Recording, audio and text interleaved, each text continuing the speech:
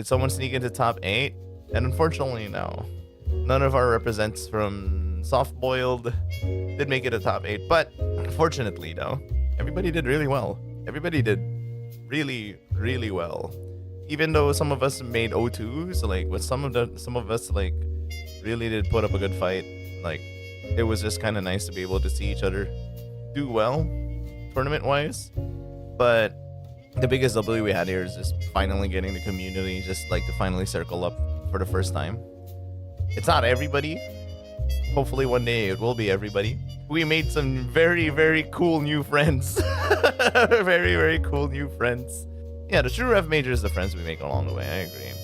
So let's talk about some of the, I wouldn't say bad things, but like some technical difficulties that took place, right? Like the streams weren't going on because there were like a ton of technical difficulties that took place in the morning on the first day.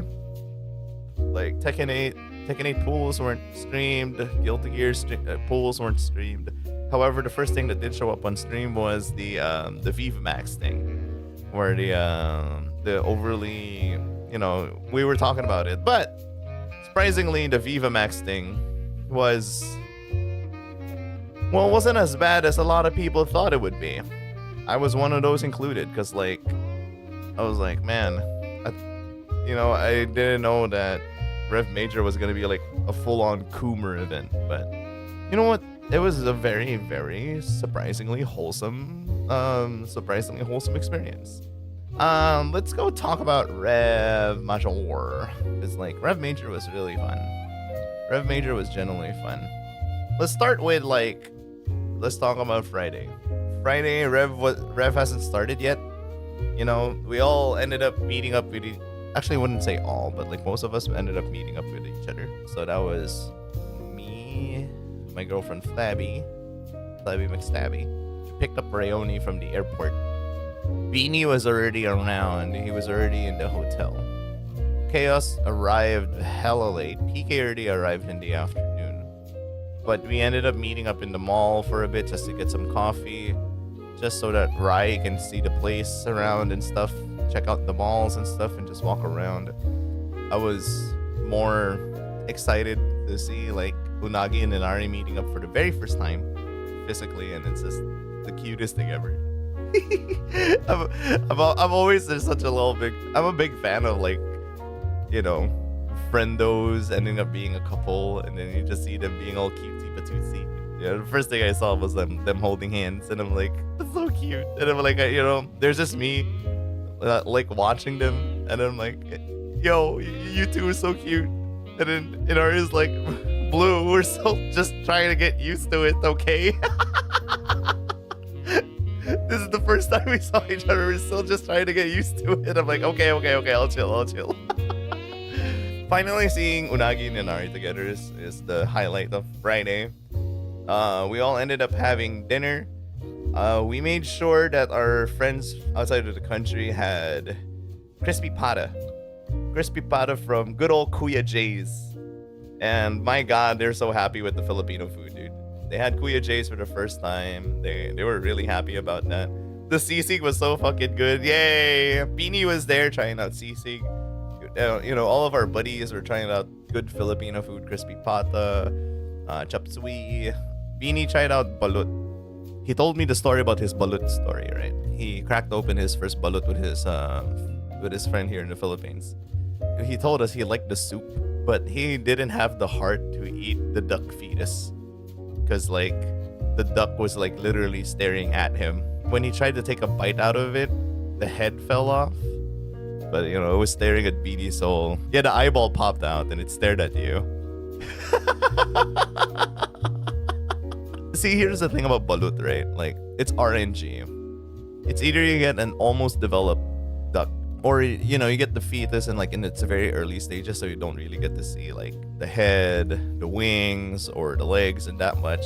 But there are just those times where it's just like, you know, almost fully formed. And then let's talk about day one of Rev Major. We came in there in the morning. Everybody started to play their pools. Let's talk about, you know what? Let's talk about the actual tournament. The genuinely cursed bracket. Let's talk about our buddies who competed for Street Fighter first, right? Because like most of us were in Street Fighter. Okay, let's talk about Chaos's pool, right? Chaos did pretty well at the start. He went straight to losers bracket on round 2, though. And I believe he went 3-2. This is where the bracket becomes cursed, right? This is where the bracket becomes genuinely cursed. So, as you guys know, Bachi is part of our circle. Our circle is genuinely cursed in this bracket because Chaos and Bachi ended up fighting each other. Chaos already knows the matchup against Bachi pretty well. Got the 2-0. It's kind of sad knowing, like, you know, some of our buddies just end up, like, punching each other in the games. So I'm like, man, this bracket was just way too cursed. But, I believe Merlin is here. Thank you for beating Jiro for me, Merlin. I think my revenge arc on Jiro is already complete considering you won against Jiro. Okay. So this pool cursed. Chaos did very well though. 3-2. 3-2 on our boy Chaos. Alright. Let's go to pool to where my pool was. Imagine, right? This pool started at around 12. They started on time. Very, very fortunately, you know, this is mind-blowing for me. Everything, almost everything, went according to plan, and everything was, you know, right on time, which is mind-blowing for me. Because back in the day, that wasn't really the case. If pool started late and stuff, things started in time, which was very good. Okay, so this was my pool. This was my pool with Miko, right? So I fight Vinyl SX first, right? He's Street Fighter consistent top 8er in Cebu, which is a main city in the Visayas region of the Philippines. He 2-0'd me. Unfortunately, he 2-0'd me. Your boy made it all the way to losers bracket, which is completely fine. But Nix was doing a pretty good run. Our buddy Nix was doing a pretty damn good run. He won against Swagmeister in the first round, pretty great. Miko, of course, was here. We'll talk about him. He won against DQ for the first round and had to fight Juju. At least he got a game on Juju, which is a pretty big deal. Now let's look into the curse. So that means Miko and I are in our losers bracket. So I fight Don the Pits, and I'm proud. I'm proud to say this was my very first tournament game where I do a 2-0 this time. Most of the time it says 2-1 with my victories, but nah, fam. I worked hard for this win. Guy was playing a Ken. And then, you know, all of the lessons that Emiel and Miko really kicked in. Because this man, you know, respectable player, man loved skipping neutral. Man loved skipping neutral. In the first round of the first game, he did beat me. Because I was like, oh, okay. What is he doing? And by skipping neutral, the man was mashing Dragon Lash left and right. So I was like, wait, this man is just like Dragon Lashing like crazy. And at some point, every time, he just kept doing Dragon Lash, and then I just did DI, proceeded with my punish combo, and won games. And I'm like, oh, holy shit, I'm so proud of myself. 2-0, baby. And then on the second game, I felt like the download was real, and I'm like, wait, is this how it feels like if you downloaded your opponent? I'm like, okay, I guess I'm gonna just take this to my advantage. Man's still Dragon Lashing like crazy. I'm like, whoa, chill. I thought I'm the guy who loves skipping neutral. Like, I only realized that when I kept trying to skip neutral early on by just doing spinning knuckle a lot. But he just wanted Dragon Lash, punish me every time he did spinning knuckle, so I just kept doing DI instead. So bam, there you go, 2-0. Dude, it really did. Like, everything you guys taught me was just, you know, I was able to really put that into mind. So thank you, Emil. So Miko also in the losers bracket, you know, man of a man, 2-0'd someone. Here's the kicker, right? So I finished my game already. I don't know who I was gonna fight. I didn't take note of this bracket, okay? I had no idea. I was just, you know, when you're in an offline tournament, your focus is just really all over the place. You tend to kind of forget what to do because things happen way too fast. So I didn't check bracket. And then this is from Miko's perspective, right? When he was already seated fighting the lone warrior, he was like, okay, Let me check the bracket. And the first thing that came out of his mouth was, Putang ina! And then the tournament organizer, the TO, approached him and was like, is everything okay? What happened? Is the PS5 fine? And then Miko was like, ay sorry, kalaban ko yung katropa ko. In translation, he said, oh sorry, I ended up having to fight my friend. And then the tournament, according to Miko, the tournament organizer gave him this really bad look. The tournament organizer gave him this bad look because it was like, because he thought something went wrong with the PS5 or some shit, you know? Because he had to end up fighting me. Because he was like, this isn't the first time this shit has happened in tournaments between Miko and I, right? Remember the last online tournament I was in, man? Like Miko and I had to fight. It had to happen again in Rev. I heard it from the Guilty Gears. Yeah, I mean, to be fair, it wasn't that far. But like, if it was that loud and audible considering how many people were around, that was fucking funny. You know, I was talking to Flabby. I was like, babe, I have to fight Miko. And she was like, well, you just have to beat him now, right? I'm like, what? I've never beaten him. What the fuck? Well, you know, in true fashion, he did 2-0 me. 1-2 for me. That's completely fine. You know, the bracket gets a bit more cursed because, of course, Nyx lost. Ended up being in the losers round. Nyx ended up fighting Miko. And then, you know, Nyx is so funny when he was fighting Miko because, like, Miko told me his point of view, right? Miko's point of view at Nyx, like, he knows when he's gonna do an SPD because his controller is a little whack, right? Do I have a fucking picture of his controller? Because this man has like a crazy looking controller, right? This fucking this thing. This is Nyx's dumb controller, right? It's genuinely intuitive, so it's really built for the grappler mindset, right? Directional buttons over here, attack buttons over here. I don't know what the rest of these motherfucking buttons do. But this stick is where his secret is. Like, it does says 360 input, right? You know, his palm is just on top of that joystick. So whenever he has to do like 360 inputs, it's already hell accessible. Like, he just starts circling around. So Miko told us this, right? On the mid-match, he looks straight into Miko in the middle of the fight and asks him, are you gonna jump? The man was memeing already from the get-go, which is so fucking funny. Oh my god. Posted a Twitter clip on FGC channel, but a TO blocking the screen. Oh wait, hold on. I need to see this. Really? I didn't see this before. Oh my god. Oh, he regretted it. Our bracket was cursed, but you know what? You know, Miko did very well. 4-3, I believe. You know, he was having those moments. Apparently, people around the circle were asking, who the fuck is Miko Pod? How is this guy winning?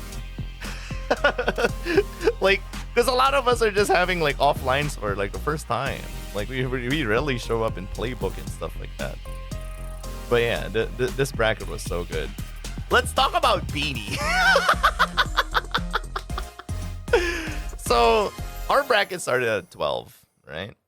Beanie's poor ass bracket, right? His sad bracket had to start around 4 p.m. We were there at around like 10 a.m.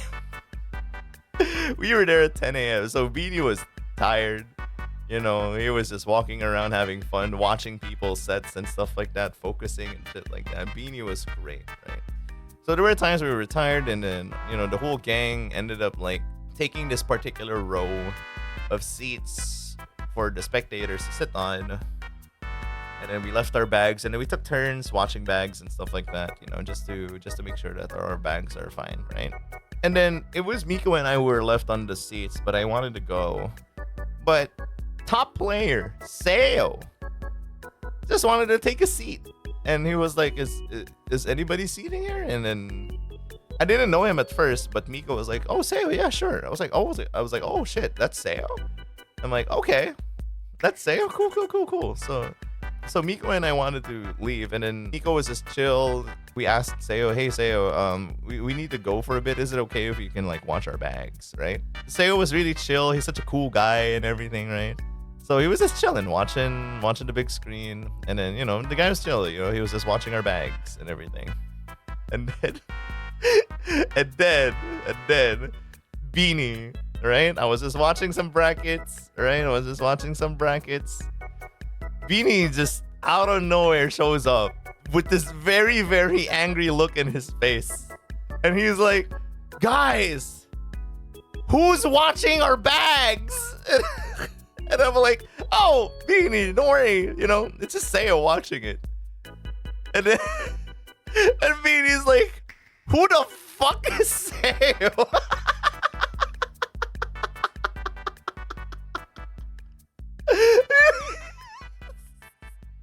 And then little did Beanie know. Okay, just to I don't mean to fast forward all the way to day 2, but let's talk about day 2 real quick because of Beanie, right? So Ryone and Seo were just having some conversations, and then Rai approached me and said, hey, Seo wants to join us for dinner. Join our circle for dinner. I was like, yeah, sure. I'd love that. And then, as you guys can see, on day 2, right? On day 2, let's look at what Seo did. The man made it all the way to grand finals and bringing home that second place game. He won second place. He lost against ITK. So, we imagine having dinner with top 2 of Rev Major 2023, right? With Beanie Boo, who screamed, who the fuck is Seo?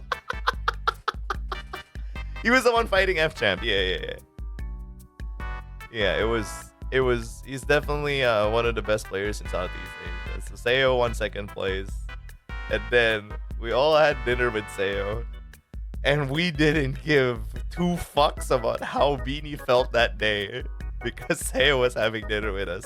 And I was like, so during said dinner, right?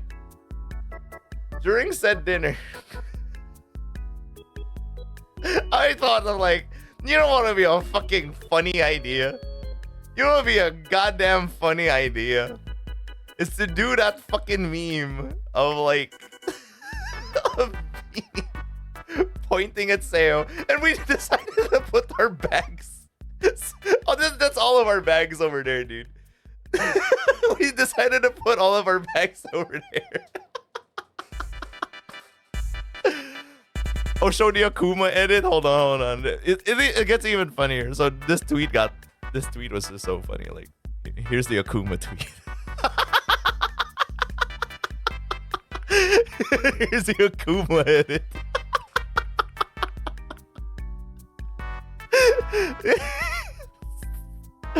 Oh my god. I love Beanie Boo so much, dude. He was genuinely the highlight of the whole goddamn circle. He was just so funny. Watch 1,000 bags. Seo, second place in Street Fighter 6 Rev Major 23. Bag watcher for soft boiled.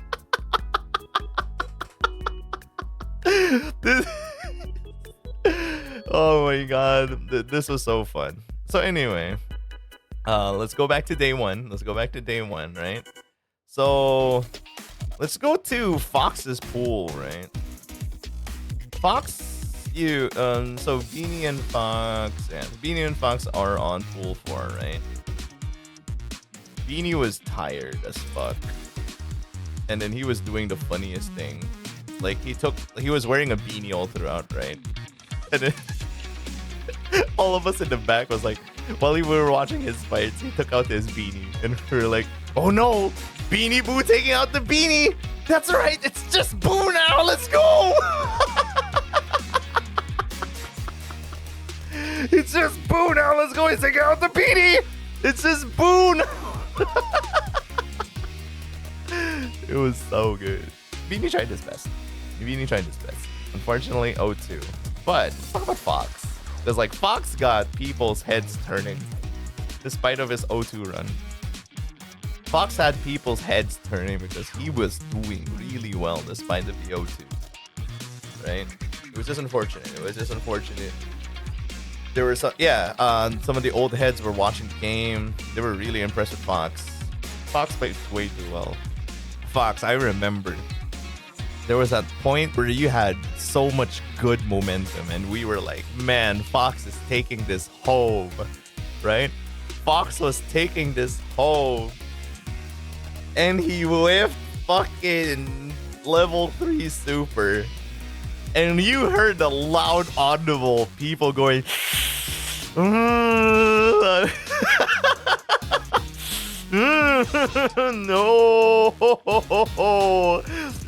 Like a lot of people around that, you know, watching Fox's game, right?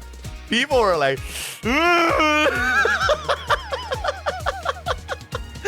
yeah, everyone leaned back. Everyone felt that whip, dude.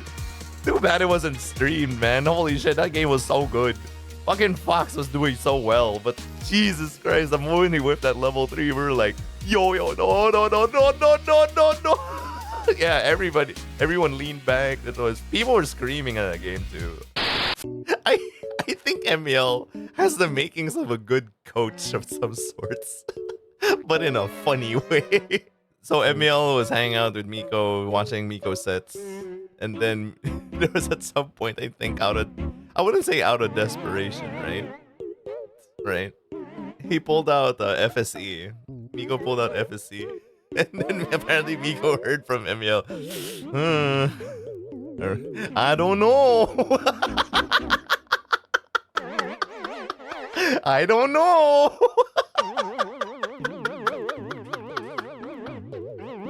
I was fucking dying when I heard that story. Alright, fam. I said to myself, like, eventually I'm gonna, you know, the stream's gonna grow big. That one of these days I'll reach this level of, like, fandom. Maximilian dude. You know, absolutely feeling genuinely awkward knowing that there's a Dakimura of him out there. Right? This makes me happy. This makes me happy, right? The dream is real. The dream is absolutely fucking real. So there's my manager and some random fan. Not exactly. I don't remember his name. some random fan. Apparently made a Dakimura out of me. There's the manager, right? So this body pillow is already here, and yeah, and not only did my dream come true, right? Not only did my dream come true, but there was more to it.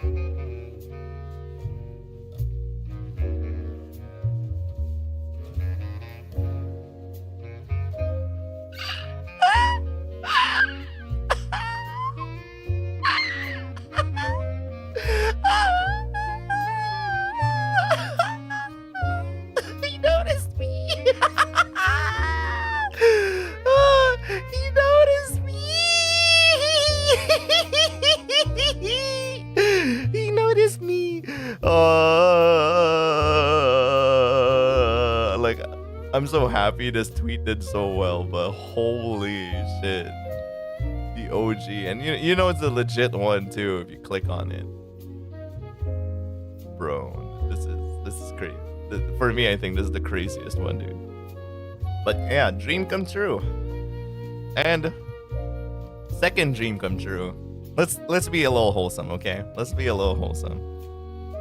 So a bunch of us, of course, VTubers. There's Chaos, there's Inari, there's Fox, there's Rai, there's Unagi, there's Beanie, there's myself, and PK. Because PK is the only one who's not a VTuber.